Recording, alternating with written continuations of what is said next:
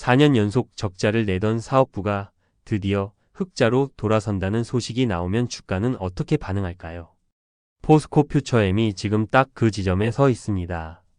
2026년 2분기 포스코 퓨처엠의 영업이익은 전년 동기 대비 37배 가까이 늘어날 것으로 증권가는 보고 있습니다. 숫자만 보면 놀랍지만 자세히 뜯어보면 이게 진짜 2차전지 소재업황 반등인지 아니면 다른 사업부가 대신 버텨준 결과인지 꼼꼼히 따져봐야 합니다. 오늘은 포스코 퓨처엠이라는 회사를 사업 구조부터 최근 실적, 성장, 스토리 리스크, 그리고 증권가 목표 주가까지 세계 최고 수준의 애널리스트 리포트를 쓴다는 마음으로 완전 분석해 보겠습니다. 회사 개요. 포스코 퓨처엠은 어떤 회사인가? 포스코 퓨처엠은 포스코 그룹의 소재 계열사입니다. 뿌리를 따라가면 1971년 포항제철소 건설과 함께 세워진 내화물 회사로 시작했고 2019년 포스코 캠텍과 포스코 ESM이 합쳐지면서 지금의 사업 구조를 갖췄습니다. 2023년에는 사명을 포스코 케미칼에서 포스코 퓨처엠으로 바꾸며 2차 전지 소재 회사로의 정체성을 분명히 했습니다. 최대 주주는 포스코 홀딩스로 지분 약 60%를 보유하고 있습니다. 사업은 크게 세 축으로 나뉩니다.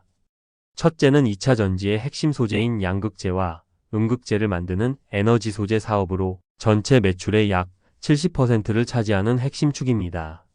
둘째는 제철소에 들어가는 내화물과 생석회 등을 만드는 기초 소재 사업으로 포스코 계열사와의 안정적인 거래 관계를 바탕으로 캐시카우 역할을 합니다.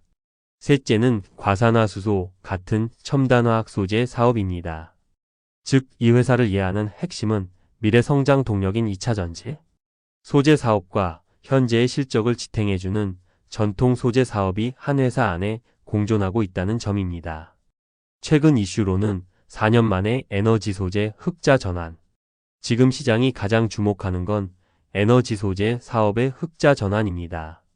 포스코 퓨처엠은 2026년 1분기 연결 기준 영업이익 177억 원을 기록하며 전분기 적자에서 흑자로 돌아섰습니다. 그리고 2분기에는 에너지 소재, 그러니까 양극재와 음극재 사업에서만 약 60억 원이 영업이익을 거둔 것으로 추산되는데 이게 사실이라면 이 사업부 기준으로 4년 만의 흑자입니다. 배경을 보면 포스코 그룹은 2024년 장인하 회장 취임 이후 배터리 소재 사업에 대한 투자와 지원을 꾸준히 이어왔고 그 결실이 이제 실적으로 나타나고 있다는 평가가 나옵니다. 국내 6개 증권사가 집계한 2분기 컨센서스를 보면 매출액은 8,144억 원으로 전년 대비 23% 넘게 늘고 영업이익은 295억 원으로 전년 동기 대비 37배 수준까지 증가할 것으로 예상됩니다. 다만 여기서도 냉정하게 봐야 할 부분이 있습니다. 이번 실적 개선의 1등 공신은 사실 에너지 소재보다 기초 소재 부문입니다. 중동 지역 분쟁 등으로 국제 유가가 오르면서 기초 소재 부문의 판매가가 함께 오른 게 이익 개선의 핵심 동력으로 꼽힙니다.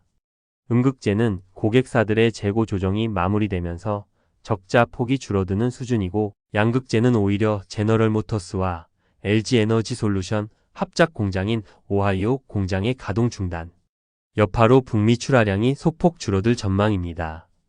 즉 지금 단계는 양극재가 이끄는 화려한 반등이라기보다는 기초 소재가 버텨주는 동안 음극재가 서서히 회복하고 양극재는 아직 숨 고르기 중인 그림에 가깝습니다. 성장 스토리 음극재 수주와 독자 공급망. 포스코 퓨처엠의 중장기 스토리에서 가장 중요한 키워드는 음극재입니다. 이 회사는 중국을 제외한 글로벌 기업 중에서 가장 공격적으로 음극재 생산 능력을 늘리고 있는 곳으로 꼽힙니다. 최근 흐름을 보면 지난 4월 말 글로벌 완성차 업체와 2차 전지용 인조의견 음극재 공급 계약을 체결했는데 계약 규모가 1조 원에 달합니다. 여기에 앞서 체결한 천연의견 공급 계약 6,710억 원까지 더하면 최근 음극재 관련 수주만 2조 원을 넘습니다. 이런 대형 수주가 이어지는 배경에는 미국의 첨단제 조세액 공제, 이른바 AMPC 제도가 있습니다. 이 세액 공제를 받으려면 공급망 요건이 점점 까다로워지는데 포스코 퓨처엠처럼 독자적인 글로벌 공급망을 갖춘 기업이 상대적으로 유리한 위치에 서게 되는 구조입니다. 생산 기지도 계속 넓히고 있습니다. 베트남에 처음으로 해외 음극재 공장을 짓기로 하고 투자 등록증을 확보했는데 투자 규모는 약 3,570억 원이고 2026년 하반기 착공, 2028년 양산을 목표로 하고 있습니다. 양극재 쪽에서는 북미 에너지 저장 장치, 즉 ESS 시장을 겨냥해 LFP, 리튬 인산철 양극재 사업에도 진출합니다. 중국 CNGR 및 그 자회사와 합작법인을 세워 포항에 공장을 짓기로 했고 2026년 착공, 2027년 하반기부터 양산에 들어가 최대 연산 5만 톤 규모까지 늘릴 계획입니다. 기존의 니켈 함량이 높은 하이니켈 양극재 중심이었다면 이제는 LFP까지 포트폴리오를 넓혀서 전기차, 캐즘 구간에도 대응하려는 전략으로 읽힙니다. 증권가에서는 이런 흐름을 종합해 2027년을 실질적인 실적 도약 구간으로 보고 있습니다. 인조호견 음극재 본격 공급과 LFP 양극재 신규 공장 양산이 겹치는 시점이기 때문인데 한증권사는 2027년 매출을 3조 9,300억 원, 영업이익을 2,117억 원 수준으로 추정하기도 했습니다. 리스크 요인 화려한 스토리 뒤의 숙제들. 이제 균형 잡힌 시각을 위해 리스크를 정리하겠습니다. 첫째, GM 쇼크로 불리는 대형 고객사 리스크입니다. 포스코 퓨처엠은 2022년 GM과 10조 원이 넘는 규모의 하이니켈 양극재 공급 계약을 맺었지만 리튬 가격 급락과 미국 전기차 시장 성장 둔화가 겹치면서 실제 계약 이행 금액은 2조 원 수준에 그쳤습니다. 이는 대형 고객사 한 곳에 대한 의존도가 높을 때 수요 환경 변화가 실적에 얼마나 큰 영향을 줄 수 있는지 보여주는 사례입니다. 실제로 올해도 GM과 LG에너지솔루션의 합작 공장인 오하이오 공장 가동 중단 여파로 양극재 출하 전망치가 하향 조정된 바 있습니다. 둘째, 재무 부담입니다. 이 회사는 양극재, 음극재 생산 능력을 늘리기 위해 대규모 설비 투자를 지속하고 있는데 이 때문에 잉여연금 흐름이 계속 마이너스 상태입니다. 순차입금이 EBITDA 대비 상당히 높은 수준까지 올라갔던 이력이 있고 이를 개선하기 위해 신종자본증권 발행과 대규모 유상 증자를 진행하기도 했습니다. 포스코그룹이라는 든든한 모기업이 있어 신용 등급에서 지원 가능성이 반영되고는 있지만 대규모 투자와 재무 건전성 사이의 줄다리기는 당분간 계속될 구조입니다. 셋째, 밸류에이션 부담입니다. 최근 실적 대비 주가 수익 비율, 즉 PER이 상당히 높은 수준까지 올라간 상태라는 지적이 나옵니다. 이는 지금 실적보다 2027년 이후의 실적 도약을 미리 반영해서 주가가 형성돼 있다는 뜻이기도 합니다. 다시 말해, 만약 음극재 가동률 회복이나 LFP 양산 일정이 예상보다 늦어지면 주가 조정폭이 커질 수 있다는 의미입니다. 넷째, 정책 리스크입니다. 미국의 IRA, 즉 인플레이션 감축법 관련 정책 방향이 바뀌거나 전기차 수요 성장이 예상보다 둔화되면 양극재 사업의 회복 시점 자체가 뒤로 밀릴 수 있습니다. ESS 시장으로 다변화를 시도하고 있다지만 여전히 핵심은 전기차량 수요라는 점을 기억해야 합니다. 증권가 시각과 목표주가. 최근 발행된 리포트를 보면 한증권사는 목표주가 22만 6천 원의 매수 의견을 유지하고 있고 이는 6개월 전과 동일한 수준입니다. 다만 전체 증권사들의 최근 6개월 평균 목표 주가는 약 25만 2천 원으로 그 이전 6개월 평균이었던 23만 6천 원보다 7% 정도 오른 상태입니다. 즉 개별 증권사마다 온도차는 있지만 전체적인 흐름은 목표 주가가 조금씩 상향되는 방향입니다. 흥미로운 건 최근 실제 주가는 이 목표 주가들과 상당한 괴리를 보이고 있다는 점입니다. 목표 주가 대비 주가의 상승 여력을 50% 수준으로 보는 리포트도 나올 정도로 시장 가격과 증권가 눈높이 사이에 간극이 있는 상태입니다. 이런 괴리가 생기는 이유는 앞서 말씀드린 밸류에이션 부담, 즉 아직 실현되지 않은 2027년 실적 도약을 얼마나 미리 반영해 줄 것이냐에 대한 시각차 때문으로 풀이됩니다.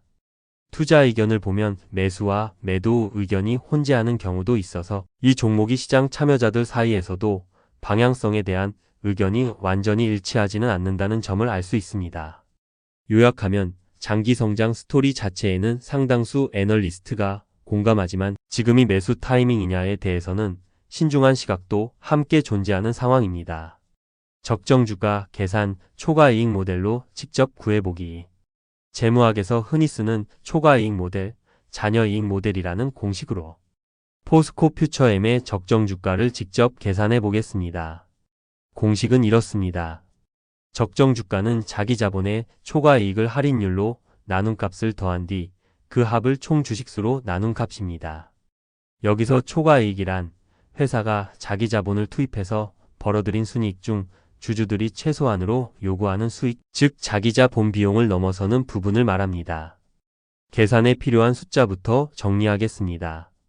포스코 퓨처엠의 지배주주 자기자본은 최근 분기 기준 약 4조 1,070억 원, 가장 최근 결산 연간 순이익은 약 365억 원, 총 발행 주식수는 약 8,980만 주입니다. 할인율은 정해진 정답이 없지만 아직 이익 변동성이 큰 성장 초기 2차전지 소재, 업종 특성을 감안해 9%에서 10% 수준으로 가정해 보겠습니다. 할인율을 10%로 놓고 계산하면 자기 자본에 대한 최소 요구 수익은 약 4,107억 원이 됩니다.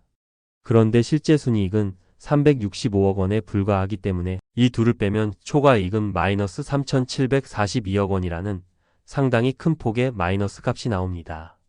이 마이너스 초과이익을 할인율 10%로 나누면 약 마이너스 3조 7,418억 원이 되고 여기에 자기자본 4조 1,070억 원을 더하면 적정 자기자본 가치는 약 3,652억 원까지 쪼그라듭니다.